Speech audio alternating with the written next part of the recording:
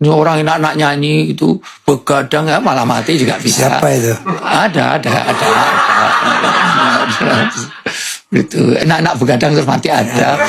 Lari pagi juga ada. Lari pagi terus mati juga ada. Jadi orang bepergian, nih kembalilah pada belum kembali udah mati dulu. Ya saya hafal gitu, beberapa hafal. Yang lain lapar itu ya saya hafal. Dan nggak dibawa, rumah nggak dibawa mati. Masa sih? Enggak, kalau rumah dibawa mati ngubur Bang Haji bisa 5 tahun nggak selesai bikin. Suami nggak dibawa mati, istri masih lumayan loh kalau yang mati itu suaminya, istrinya masih setia. 4 bulan masa idah belum nikah, 4 tahun nggak nikah. Tapi kalau yang mati yang perempuan, laki-laki 3 minggu aja kawin lagi. Sampai mertuanya bilang buat tunggu sampai kuburannya kering, langsung ke toko elektronik beli hair dryer. Mengapa? Biar cepat kering. Oh, dikipasin. Ada cerita sih katanya istrinya mati itu nggak disolatkan kok dilangkai. Kenapa dilangkai? Karena janji saya dulu boleh nikah lagi tapi syaratnya langkai dulu mayat. Dilangkai dulu. Tapi memang laki-laki suka egois, suka cari menang sendiri, suka merasa super. Makanya saya nggak suka sama laki-laki sampai hari ini. Karena perempuan. Iya. Apa mana berkah itu? Yang satu jadi sifatnya ilahiyah tadi. Gaji kita bolehlah 50 juta sebulan. Tapi kalau nggak berkah, istri pandal, bawel, cerewet, cergis, makannya banyak, tidurnya petang, ngorok, ngentutan, ngileran, ngantuan. Anaknya ngajar, anaknya orang lain. Masya Allah. Itu semuanya. Itu punya Rubicon, punya Harley, tapi hanya untuk flexing. Terus suaminya galak, sudah hilang berkahnya. Pilih mana sekarang? Gaji 50 juta, keluarganya nggak tenang. Dengan gaji 100 juta, tapi keluarganya tenang. Aman, damai. Iya, loh meskipun 100 juta, tapi kan tenang. Oh, daripada ada yang salah dari saya? Kok tertawanya agak sinis gitu?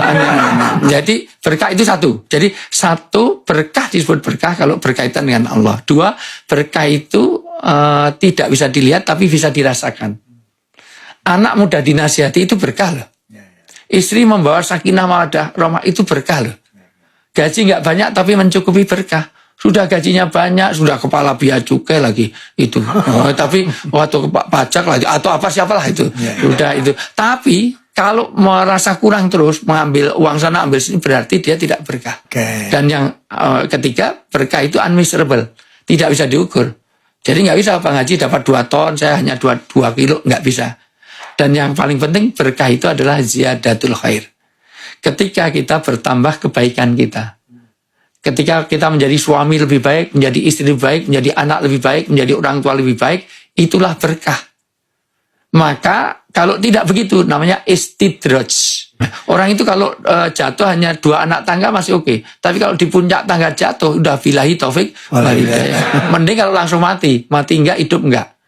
Lamutu wala yahya. Tidak bermutu, kebanyakan biaya. Itu jadi mohon maaf.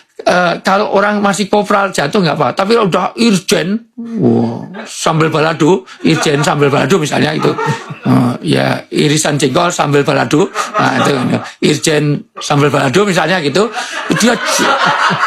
dia jatuh, sudah viralnya berbulan-bulan. Kalau yang dicopot cuma kopral, nggak, tapi kalau udah sampai nggak viral, itu makanya itulah jangan sampai kita kena istidrat. Istidrat itu ketika kita maksiat kepada Allah tapi dunia datang. Banyak orang menghormati, banyak orang, semuanya dia punya, harta punya, segala punya, tetapi dalam keadaan tidak taat kepada Allah, maka itu istidrat. Idul Fitri itu bahasa Arab tentu. Sebab kalau Idul bahasa Jawa artinya ke selatan. Idul, malor, maitan sama ulon. Nah, itu bahasa Jawa. Fitri ada 2 etimologis. Ada yang mengambil dari kata fitrah kembali kepada kefitrahan. Fitrah di situ benar, baik, indah. Karena benar belum tentu baik, baik belum tentu indah. Ada yang benar tapi nggak baik. Itu ada ditanya asal benar. Dari mana Bang? Dari belakang. Mau kemana? Mau ke depan. Rumahnya di mana? Enggak, saya bawa. Enggak, rumahnya di mana? Oh, Indonesia. Sudah makan? Sudah, enggak makan mati. Udah punya suami, dah mau lu ambil, gua kepret lu. Nah, Loh, jawabannya benar loh. Tapi tidak baik. Ada yang baik tapi nggak benar. Misalnya. Iya, ada yang baik nggak benar. Iya, misalnya nolong orang miskin itu salah. Itu miskin.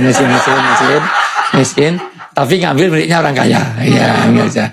Bagus nolongnya, tapi caranya tidak benar. Nolong orang Robin Hood. Loh, Robin Hood bagus loh. Nolong orang miskin. Tapi caranya ngerampok milik orang kaya. Miskin sana ya betul ya. Miskin. Tapi ngambil miliknya orang kaya. Nah, kan jadi ini. Jadi itu menjadi benar tapi nggak baik.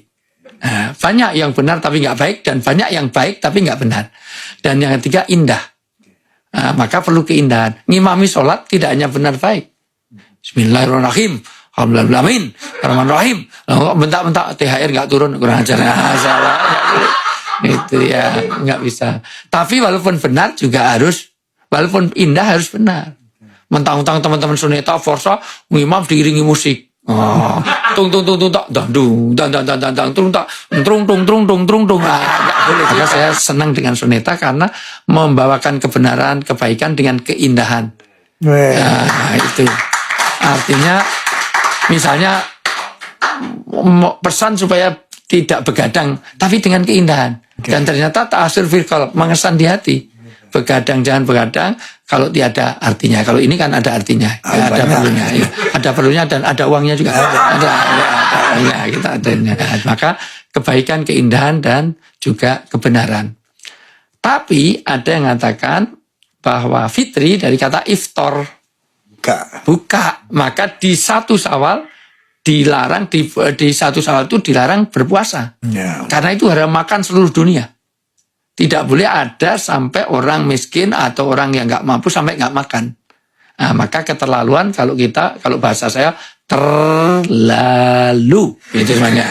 Kalau sudah puasa sebulan suntuk tapi dia nggak mengeluarkan zakat fitrah. Itu gimana supaya enak, terlalunya gimana ya? saya berapa nota terlalu gitu. Syawal itu nanti ada ketupat. Ketupat itu dari kupat laku papat. Laku papat itu nanti satu kupat itu ngaku lepat. Berarti merasa dirinya salah. Maka harus kupat, nggak boleh pakai lontong, nggak boleh, itu harus kupat. Maka di mana-mana logonya pasti ketupat. Laku papat itu 1 lebar itu selesai. 2 luber itu berbagi. Ketiga labur itu memperbaiki diri. Labur kalau dulu di daerah kalau orang mau hajatan pasti dilabur itu dicat warna putih. Pakai itu. Yang kedua itu lebur itu melebur semua kesalahan dosa, saling memaafkan. Dan ketupat itu tidak boleh dimakan sendiri. Harus dengan pakai sayur pun harus sambal krecek ini harus ada, harus pakai santan. Karena kupat dudu santan menai lepat nyuwun pangapunten. Jadi saling minta maaf itu. Terus ada sambal goreng, harus ada krecek itu dari kulit. Dan harus ada irisan hati. Maka mohon maaf, kulit itu lahir, hati itu batin. Mohon maaf, lahir dan batin. Masya Allah. Kulit itu. Masya Allah. Ya, jadi ini sebenarnya strategi marketing biar saya diundang sini lagi. Karena itu nanti ada filosofinya beda. Ya. Next Bang Haji nanti. Jadi kupat itu luar biasa. Segi 4 gitu ya. Bukan lontong, kupat berbeda dan ada filosofinya. Luar biasa. Makanya nggak ada lebaran kok logonya donat, itu nggak. Tadi kupat. Kupat itu pun juga pakai janur. Janjannya wis untuk nur, artinya mengeluarkan nur. Harus mulai percaya. Dan itu harus dilipat-lipat dalam lipatan begitu rupa, tapi isinya harus beras putih. Kenapa?